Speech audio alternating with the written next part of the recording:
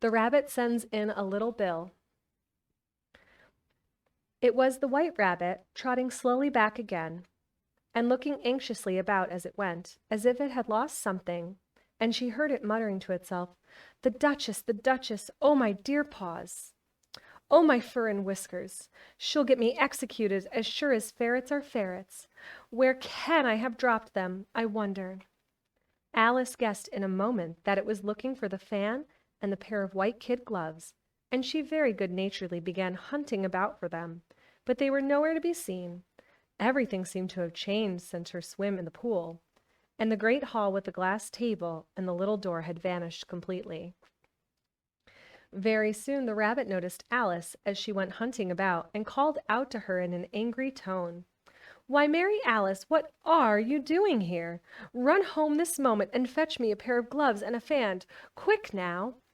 And Alice was so much frightened that she ran off at once in the direction it pointed to, without trying to explain the mistake it had made.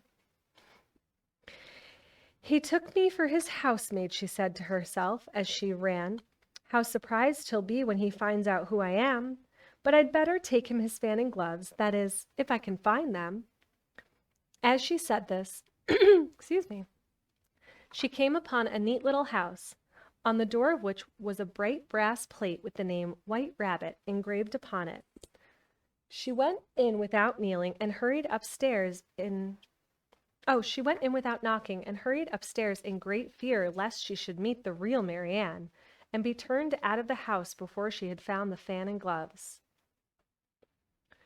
How queer it seems, Alice said to herself, to be going messages for a rabbit. I suppose Dinah'll be sending me on messages next. And she began fancying the sort of thing that would happen. Miss Alice, come here directly and get ready for your walk.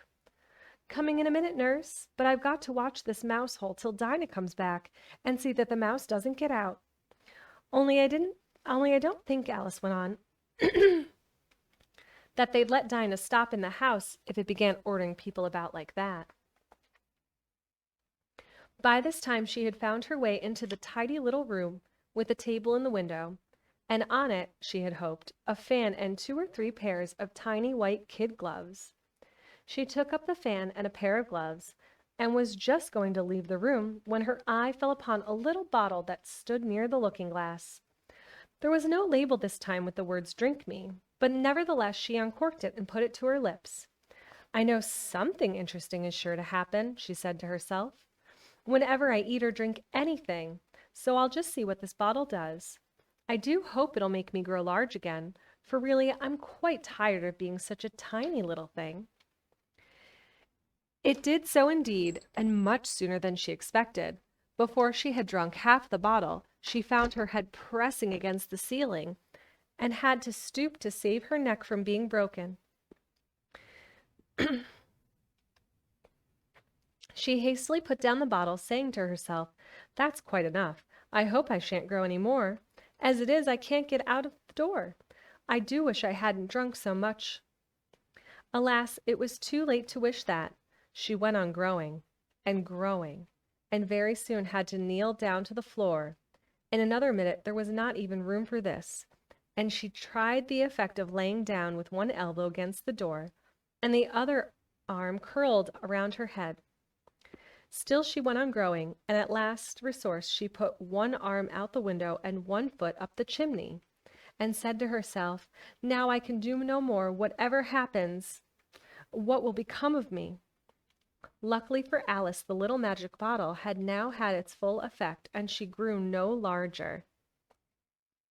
Still, it was very uncomfortable, and as there seemed to be no sort of chance of her ever getting out of the room again, no wonder she felt unhappy.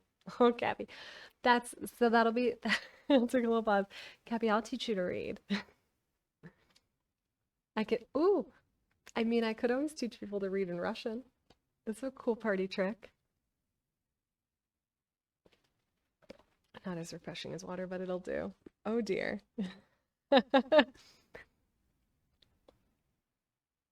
No, I'm fine. Is my voice, if my voice gets scratchy, just yell at me or at Bobby and he'll go get me water. Just like that. Oh dear. Steve, is that oh dear to learning Russian? because it's not so bad. My very, very niche interest is being a total Russophile, more for like the language and the culture, not so much the political leanings. But there's so many books. There are so many Russian books in the public domain, but I don't think the translations are in the public domain.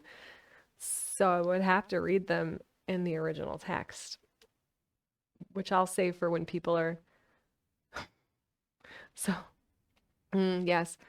Uh, Добрый день, Steve. Очень приятно познакомиться.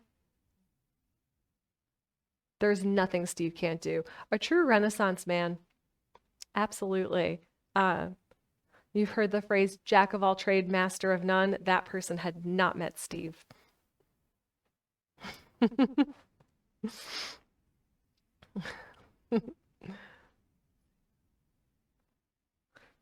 Stevie everything knows. It rolls off the tongue so well. I just don't know why that isn't the one that you chose. Oh, I guess best so well. Oh, I know, Steve, I know you explained your handle, but I'll have to ask more people how they came by theirs. Mine is just a little pun on Reading Rainbow and my middle name, which is what most people call me, Rose or Rosie or Rosebud. But I know people have really, really interesting ones. It takes a little while to figure out how to say them. So if I ever mispronounce anyone's handle, I'm so sorry. Are they called handles as well? I don't. Grandma, don't talk in the chat. All right, let's keep reading.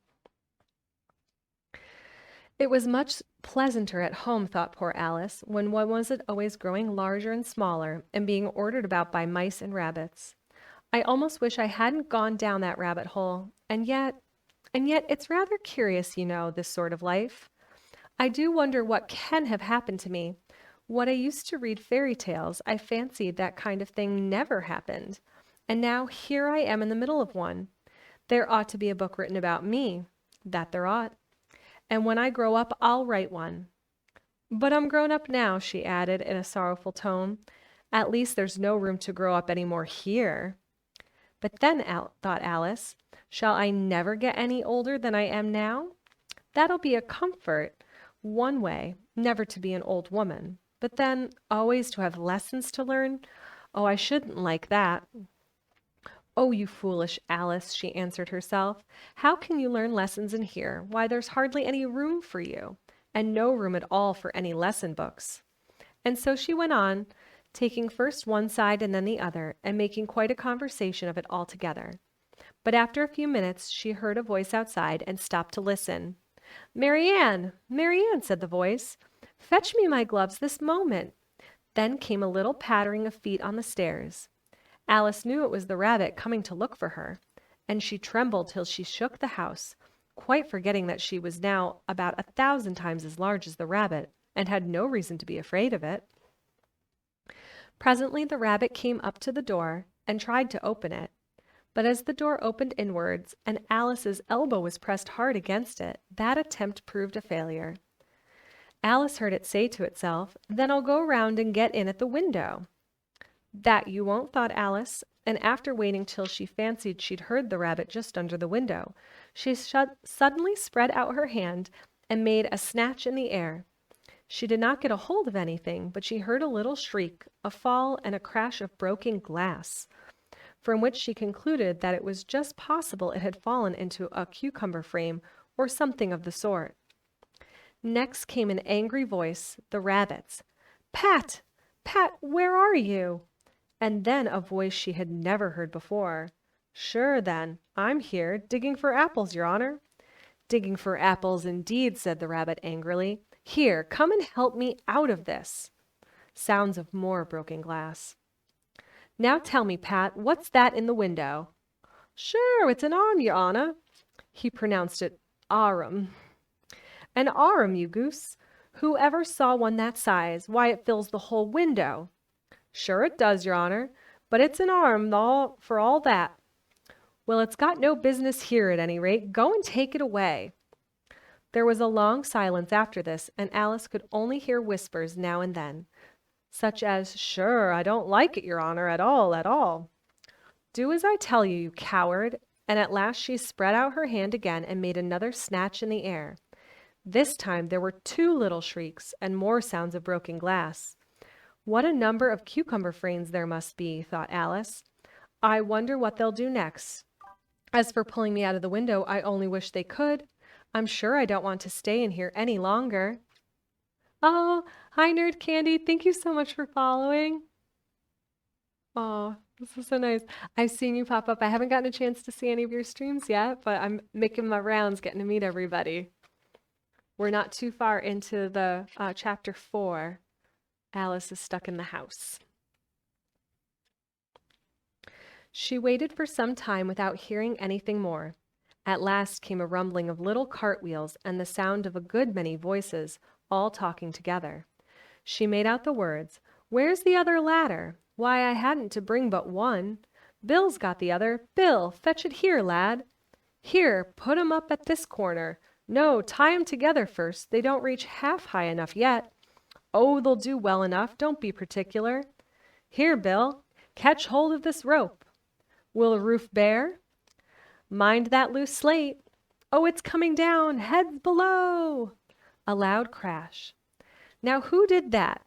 It was Bill, I fancy. Who's to go down the chimney? Nay, I shan't. You do it." "That I won't, then. Bill's got to go down. Here, Bill, the master says you've got to go down the chimney." "Oh, so Bill's got to come down the chimney, has he?" said Alice to herself. "Why, they seem to put everything upon Bill. I wouldn't be in Bill's place for the good deal. This fireplace is narrow, to be sure, but I think I can kick a little." She drew her foot as far down the chimney as she could and waited till she heard a little animal. She couldn't guess of what sort it was, scratching and scrambling about in the chimney close above her. Then, saying to herself, "This is Bill," she gave one sharp kick and waited to see what would happen next. The first thing she heard was a general chorus of, "There goes Bill!" Then the rabbit's voice alone, "Catch him! You by the hedge!" Then silence, and then another confusion of voices. "Hold up his head! Brandy now! Don't choke him! How was it, old fellow? What happened to you? Tell us all about it." Last came a little feeble squeaking voice. "That's Bill," thought Alice. "Well, I hardly know. No more, thank ye. I'm better now. But I'm a deal too flustered to tell ya. All I know is something comes at me like a jack-in-the-box, and up I goes like a skyrocket." "So you did, old fellow," said the others. "We must burn the house down," said the rabbit's voice. And Alice called out as loud as she could, "If you do, I'll set Dinah at you." There was a dead silence instantly, and Alice thought to herself, "I wonder what they will do next. If they had any sense, they'd take the roof off." After a minute or two, she began moving about again, and Alice heard the rabbit say, "A barrowful will do to begin with."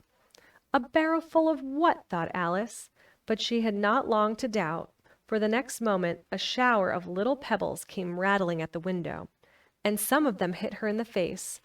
"I'll put a stop to this," she said to herself, and shouted out, "You'd better not do that again," which produced another dead silence. Alice noticed with some surprise that the pebbles were all turning into little cakes as they lay on the floor, and a bright idea came into her head. "If I eat one of these cakes," she thought, "it's sure to make some change in my size. And as it can't possibly make me larger, it must make me smaller, I suppose." So she swallowed one of the cakes and was delighted to find that she began shrinking directly. As soon as she was small enough to get through the door, she ran out of the house and found quite a crowd of little animals and birds waiting outside. The poor little lizard Bill was in the middle, being held up by 2 guinea pigs, who were giving it something out of a bottle. They all made a rush at Alice the moment she appeared, but she ran off as hard as she could, and soon found herself safe in a thick wood. "The first thing I've got to do," said Alice to herself as she wandered about in the wood, "is to grow to my right size again. And the second thing is to find my way into that lovely garden. I think that will be the best plan." It sounded an excellent plan, no doubt, and very neatly and simply arranged.